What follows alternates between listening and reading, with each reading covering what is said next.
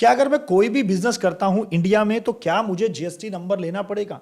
अगर मैं किसी गुड्स में डील कर रहा हूं, किसी प्रोडक्ट में, किसी सर्विसेज में डील कर रहा हूं, तो क्या मुझे जीएसटी नंबर लेना पड़ेगा?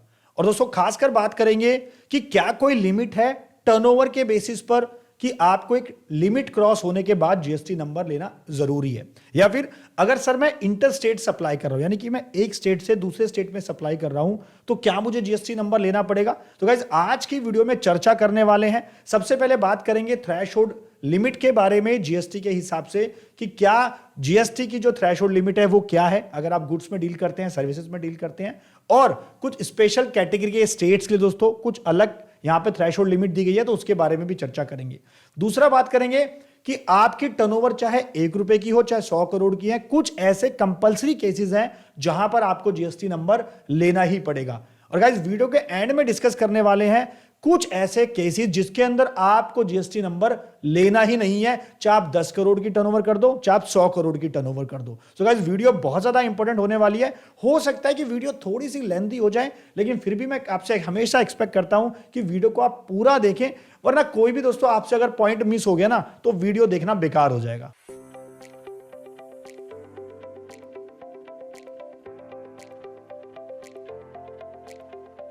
नमस्कार, मैं दीपक बैसला आपका स्वागत करता हूं हमारे YouTube चैनल पर। दोस्तों चैनल पर तो वीडियोस को लाइक करें, शेयर करें और प्लीज मुझे मोटिवेट करने के लिए एक छोटा सा काम जरूर कर दीजिए कि चैनल को सब्सक्राइब दोस्तों कर लीजिए। नीचे आपको लाल बटन दिखेगा, उसको दबा दें ताकि कोई नई वीडियो आए ना जीएसटी इनकम टैक्स को लेकर तो आपसे मिस ना हो।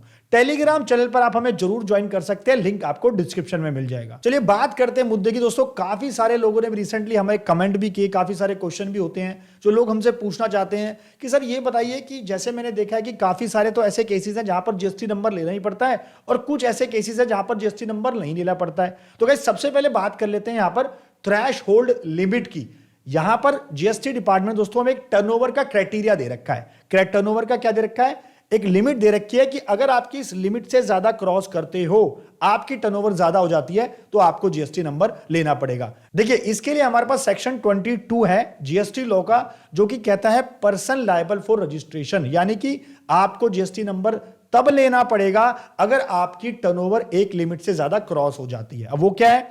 अगर आप गुड्स में डील करते हो तो दोस्तों वहां पर कहता है कि आपकी एक फाइनेंशियल ईयर में टोटल एग्रीगेट टर्नओवर, यानी कि टोटल सेल्स, एग्रीगेट सेल्स या एग्रीगेट टर्नओवर गुड्स में डील करते हो, तो अगर आप 40 लाख से ज्यादा कर लेते हो तो वहां पर आपको जीएसटी नंबर लेना पड़ेगा। इसका मतलब अगर आपकी टर्नओवर 40 लाख तक है उस फाइनेंशियल ईयर में, या 40 लाख से कम रहेगी आपको लगता है, तो दोस्तों वहां पर आपको जीएसटी नंबर लेने की कोई जरूरत नहीं है। गाइज अब आपके मन में क्वेश्चन होगा सर सर्विसेज के लिए भी कोई लिमिट है? ये तो मैंने गुड्स की बता दी।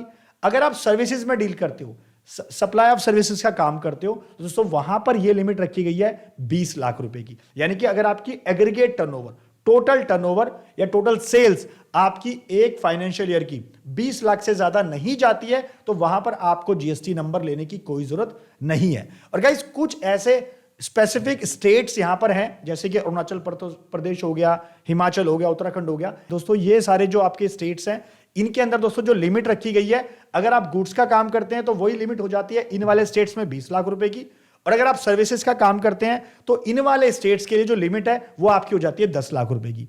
तो ये कुछ स्पेशल कैटेगरी स्टेट्स है जो गवर्नमेंट ने अलग कर रखे हैं, जिनके लिए गवर्नमेंट ने कुछ रिलैक्सेशन दे रखी है स्टेट के बेसिस पर। सर अब ऐसे केस बताओ जहां पर कंपलसरी मुझे जीएसटी नंबर लेना ही पड़ेगा, यानी कि चाहे मेरी 1 रुपए की टर्नओवर हो, चाहे मेरी 10 करोड़ की टर्नओवर हो, चाहे मेरी 100 करोड़ की टर्नओवर हो, मुझे जीएसटी नंबर लेना पड़ेगा। पहला केस हमारे पास है इंटर स्टेट सप्लाई का, यानी कि आप एक स्टेट से दूसरे स्टेट में सप्लाई कर रहे हो अपने गुड्स का, तो आपको वहां पर जीएसटी नंबर लेना पड़ेगा। एग्जांपल, जैसे कि मैं दिल्ली में अपना सामान बेचता हूं, अब मैंने प्लान करा है, अब मेरे पास जीएसटी नंबर नहीं है, लेकिन मैंने प्लान करा है कि मैं 10,000 रुपए की सेल ना एक यूपी वाले पर्सन को भेजना चाहता हूं, मैं अपना माल भेजना चाहता हूं यूपी के अंदर 10,000 रुपए का। तो गाइज यहां पर मुझे उस 10,000 के लिए अब जीएसटी नंबर लेना पड़ेगा, क्योंकि आप अगर एक सिंगल रुपए की भी इंटर स्टेट सप्लाई करते हो, एक स्टेट से दूसरे स्टेट में सप्लाई करते हो, तो वहां पर आपको जीएसटी नंबर लेना पड़ेगा। अगर मैं विद इन अ स्टेट, यानी कि अगर मैं दिल्ली के अंदर अंदर बेच रहा हूं और मेरी टर्नओवर गुड्स के केस में 40 लाख से ज्यादा नहीं है, तो मुझे वहां पे जीएसटी नंबर नहीं लेना। लेकिन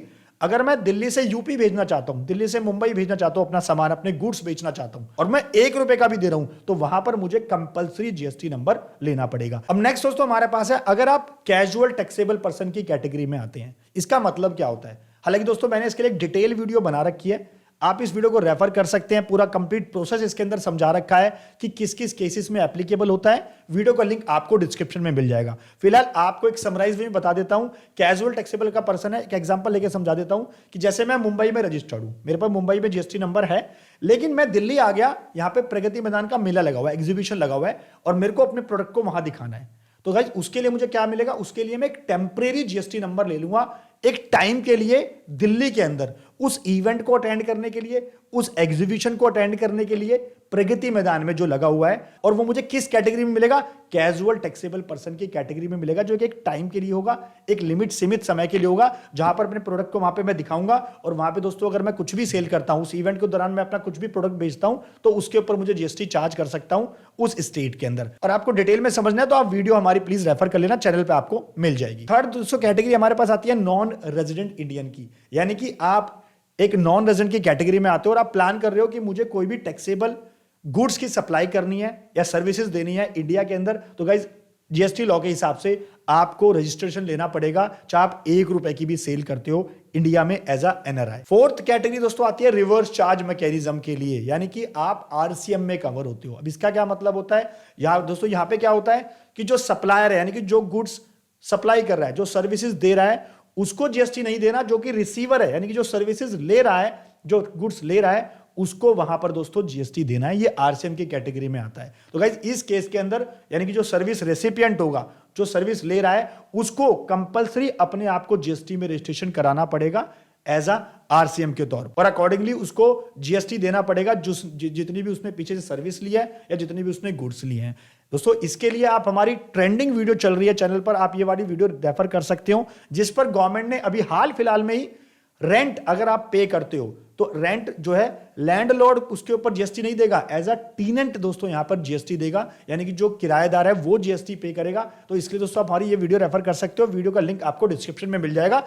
इसलिए आपको मैंने यहां पे एग्जांपल दे दिया ताकि इस वीडियो को आप समझ के ना पूरा आरसीएम का कॉन्सेप्ट समझ लोगे और आपको समझ आ जाएगा कि आपको कंपलसरी जीएसटी नंबर लेना पड़ेगा अगर आप रिवर्स चार्ज मैकेनिज्म में जाते हो तो। नेक्स्ट दोस्तों हमारे पास है ई कॉमर्स ऑपरेटर, यानी कि आप एक ई कॉमर्स ऑपरेटर हो, आपने एक ई कॉमर्स का प्लेटफॉर्म बनाया हुआ खुद अपना, और वहां से आप अपने प्रोडक्ट और सर्विसेज को सप्लाई करवा रहे हो, किसी के द्वारा भी करवा रहे हो, खुद कर रहे हो, किसी और के द्वारा कर रहे हो, आप ई कॉमर्स ऑपरेटर दोस्तों, वहां पर आपको जीएसटी नंबर लेना पड़ेगा। गाइज इसके लिए हमारे रूल 9(5) के अंदर कवर है। जीएसटी जो हमारे रूल्स है उसके अंदर एक रूल है हमारा 9(5) जिसके अंदर सारे पॉइंट्स कवर होते हैं। एग्जांपल के तौर पे अगर सिंपल भाषा में समझाऊं, अगर आप पैसेंजर ट्रांसपोर्टेशन की सर्विस दे रहे हो, एग्जांपल ओला उबर, आप समझिए जैसे ओला का प्लेटफॉर्म है, तो वहां पर एक्चुअली में ड्राइवर कौन होता है, ड्राइवर थर्ड पर्सन है जो सर्विस दे रहा है, लेकिन वो उस प्लेटफॉर्म को क्या कर रहे हैं, वो प्लेटफॉर्म किसने दे रखा है, ओला ने अपना प्लेटफॉर्म दे रखा है। तो ओला के लिए जरूरी है अपने आप को जीएसटी में रजिस्ट्रेशन करना। ये तो मैंने पैसेंजर ट्रांसपोर्टेशन सर्विस का एग्जांपल ले लिया। दूसरा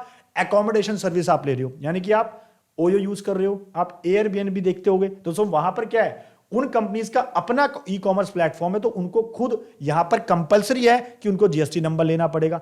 इसके अलावा दोस्तों आप हाउस कीपिंग की सर्विसेज दे रहे हो, तो वहां पर भी आपको जीएसटी नंबर लेना मैंडेटरी है अगर आपका ई कॉमर्स ऑपरेटर के थ्रू काम कर रहे हो।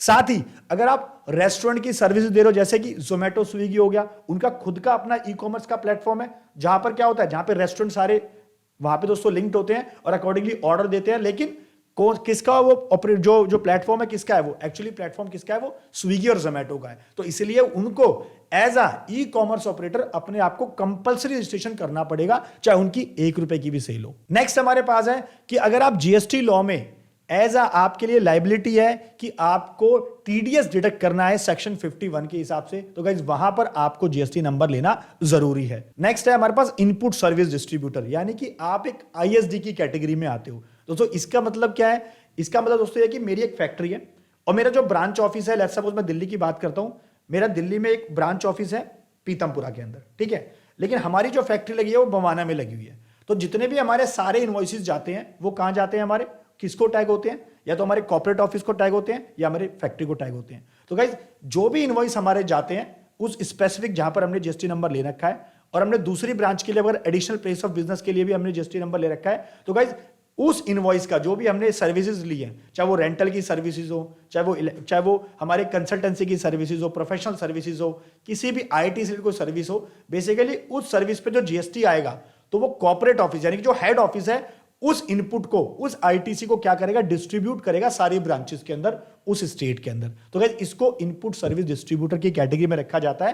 यानी कि आपके पास पहले से जीएसटी नंबर है, लेकिन फिर भी अगर आप अपने इनपुट जो क्या कर रहे हो, डिस्ट्रीब्यूट कर रहे हो अपनी ब्रांचेस में, तो वहां पर आपको as a ISD, input service distributor, compulsory है आपके लिए कि आपको जीएसटी नंबर लेना पड़ेगा। नेक्स्ट हमारे पास है दोस्तों कि अगर आप एज अ एजेंट काम कर रहे हो, आप एक ऐसे एग्रीमेंट में हो जहां पे आपको एज अ एजेंट कुछ कमीशन के बेसिस पे काम करना पड़ रहा है, तो गाइस यानी कि आप किसी और के बिहाफ पे काम कर रहे हो, तो आपके लिए मैंडेटरी है कि आपको वहां पर जीएसटी नंबर लेना जरूरी है। इवन इसके अलावा हमारे पास दोस्तों एक केस और है कि अगर आप कोई भी ऑनलाइन इंफॉर्मेशन दे रहे हो, कोई भी डाटाबेस प्रोवाइड कर रहे हो इंडिया के बाहर से इंडिया के अंदर, तो उनके लिए भी कंपल्सरी है, मैंडेटरी है कि उनको जीएसटी नंबर लेना पड़ेगा।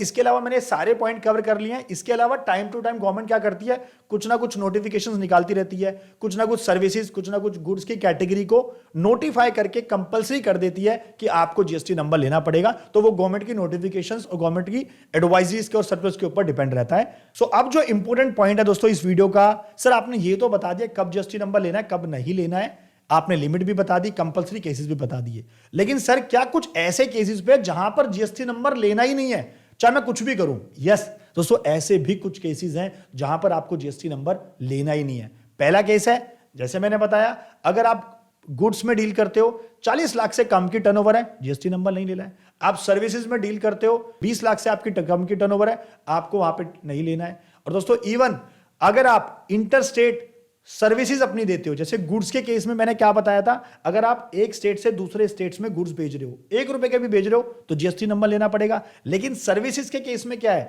अगर आप अपनी जैसे मेरी सर्विसेज है और मैं कंसल्टेंसी सर्विसेज दे रहा हूं, कहां, मैं दिल्ली से मुंबई दे रहा हूं, तो उस केस में मुझे जीएसटी नंबर नहीं लेना अगर मेरी टोटल टर्नओवर 20 लाख से ज्यादा नहीं जाती है। तो इस चीज का आपने जरूर ध्यान रखना। इसके अलावा मुझे जीएसटी नंबर नहीं लेना अगर मैं कोई भी गुड्स या कोई भी सर्विसेज सप्लाई करता हूं जिसके ऊपर जीएसटी लगता ही नहीं है लॉ के हिसाब से, जैसे कि फ्रेश फ्रूट्स हो गए, वेजिटेबल्स हो गई, जो मंडी में ज्यादातर काम होता है गाइस, उसके ऊपर जीएसटी लगता ही नहीं है लॉ के हिसाब से। सेकेंडली, मैं कुछ ऐसे गुड्स और ऐसी सर्विसेज में डील करता हूं जहां पर एग्जेम्प्ट कर रखा है प्रोडक्ट और सर्विसेज को जीएसटी से, उसके ऊपर भी दोस्तों नहीं लगेगा।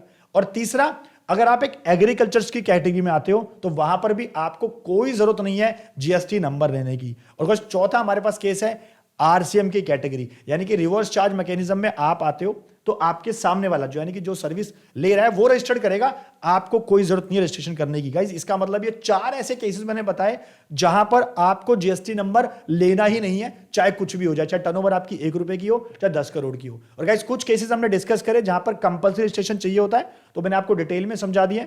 आई होप दोस्तों मैंने सारे पॉइंट यहां पर कवर कर लिए हैं कि जीएसटी नंबर लेना चाहिए, नहीं लेना चाहिए।